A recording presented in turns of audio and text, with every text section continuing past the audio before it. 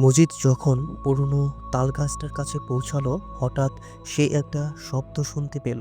সে ভাবল হয়তো তাল পড়েছে, এটা ভেবে সে চারপাশে তাকালো, কিন্তু কোথাও কিছু দেখতে পেল না।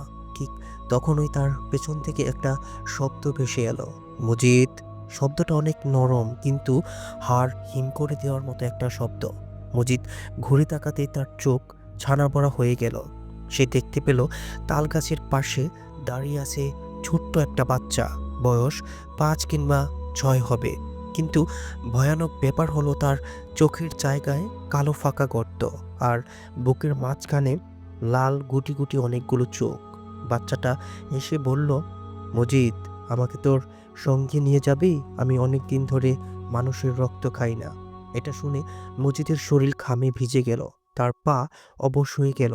বাচ্চাটা এক পা এগিয়ে দিল মজিদের দিকে আর অনেক জোরে হাসতে লাগলো। তো বন্ধুরা, সম্পূর্ণ ঘটনাটি আমার ইউটিউব চ্যানেলে দেওয়া আছে, সেখানে গিয়ে আপনারা শুনে আসবেন, তাহলে ভয় এবং আনন্দ দুটোই পাবেন। আর বিন্দু পরিমাণ যদি ঘটনাটি ভালো লেগে থাকে, তাহলে সাবস্ক্রাইব করে আমাদের পাশেই থাকবেন এমন সব ভৌতিক ঘটনা শোনার জন্য। তো আজকে এই পর্যন্তই। টাটা।